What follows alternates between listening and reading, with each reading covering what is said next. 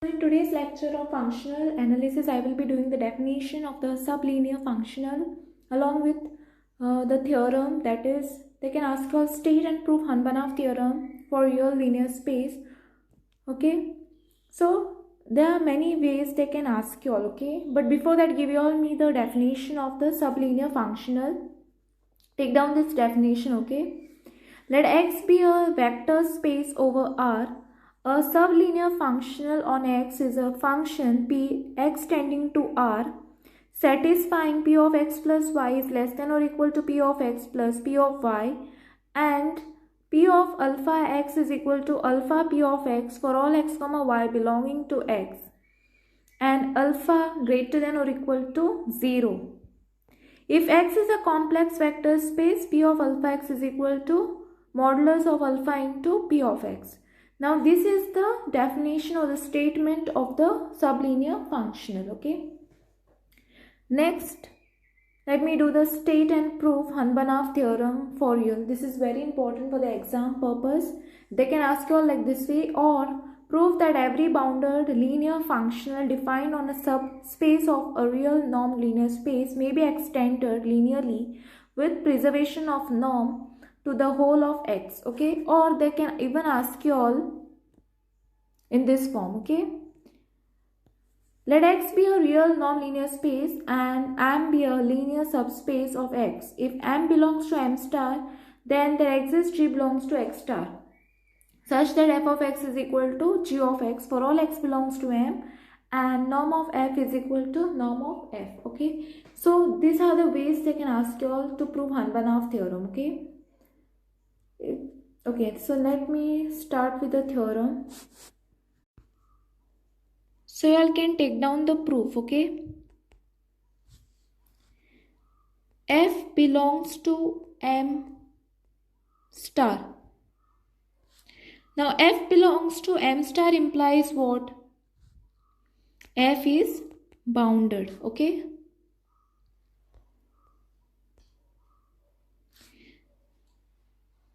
therefore modulus of f of x is less than or equal to norm of f into norm of x for all x belongs to M.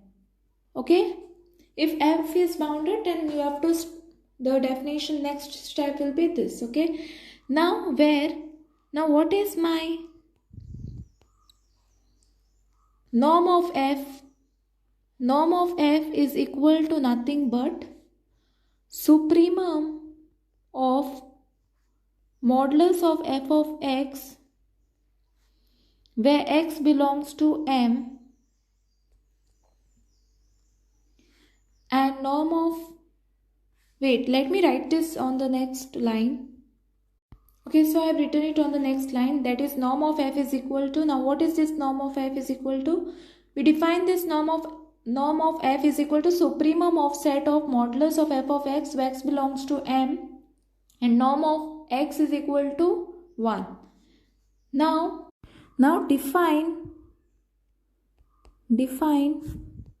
P on x by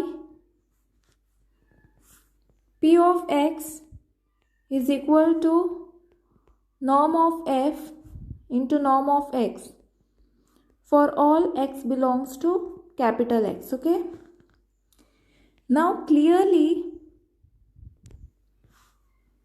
P from x tending to R, this is P. Okay, so P from x tending to R is a sublinear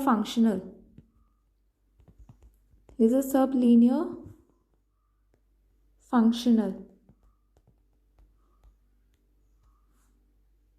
on X.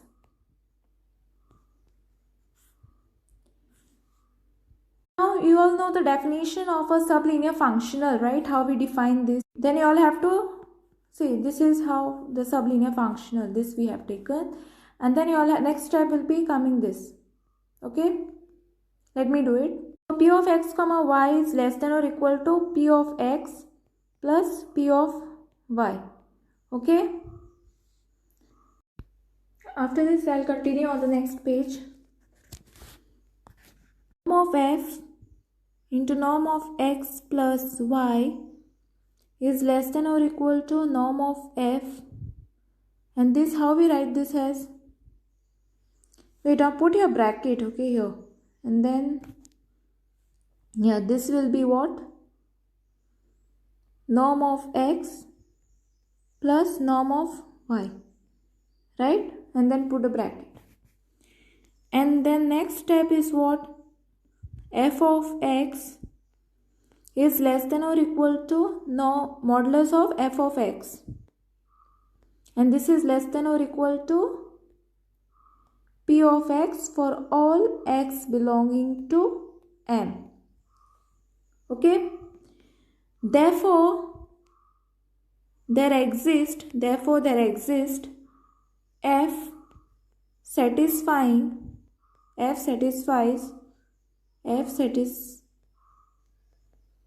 the condition in Hahn Banach theorem.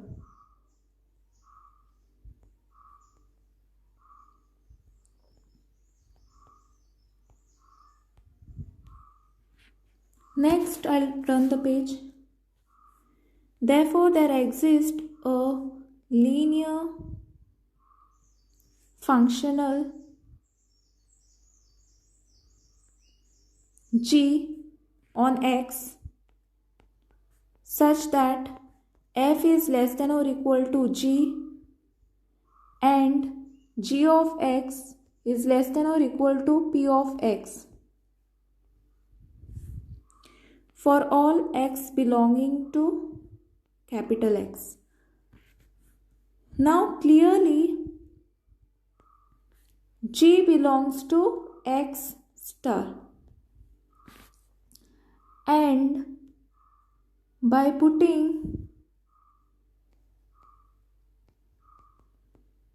minus x in place of x, so in place of x we are going to put minus x. We see that on the next page, let me write, we see that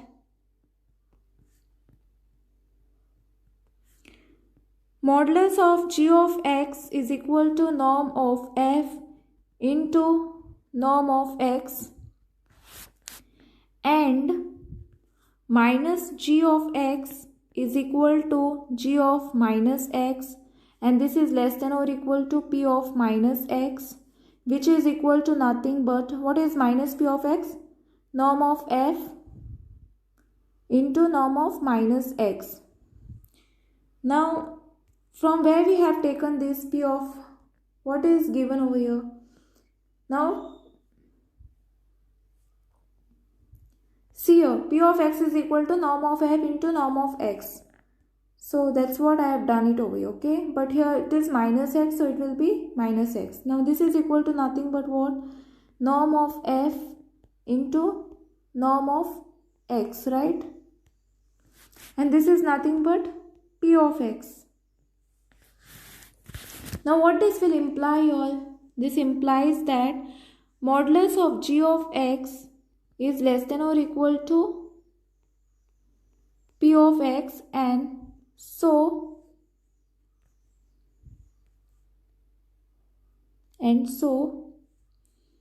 norm of g is less than or equal to norm of f. Okay, and take this as a. Finally, this is the final step, okay? What is my norm of g is equal to supremum of modulus of g of x, where x belongs to x, and norm of x is equal to 1, right? Close the set, close the bracket, okay? Now page, let me write. Now that particular thing is greater than or equal to, that is my norm of g is greater than or equal to supremum of modulus of g of x, where x belongs to M, and norm of x is equal to 1, okay? This is equal to supremum of set of So modulus of what it is? Sorry, f of x, where x belongs to M, comma, norm of x is equal to 1. Okay. Now this is equal to what? Nothing but modulus of g is greater than or so it was, first let me write this. Here this is equal to nothing but norm of f. And now therefore I can say that norm of g is greater than or equal to norm of f. And take this as b part, okay? Therefore from A and B, I can finally say that norm of G is equal to norm of F. Is that clear? See, which one is your A? Norm of G is less than or equal to norm of F, and here norm of G is greater than or equal to F. So from A and B, this norm of G is equal to norm of F. In the next lecture, I will be giving you all the conjugate space definition. Okay, now just what is my X star over here? Set of all bounded linear functionals. Okay, let me. Functionals defined on a norm linear space X is a Banach space. Okay. So I have only told you all what is a X star, okay? And with this, I am done with today's lecture. In the next lecture, I will be giving you all the more definitions, more. I hope you all have understood this theorem properly, okay? Thanks for watching.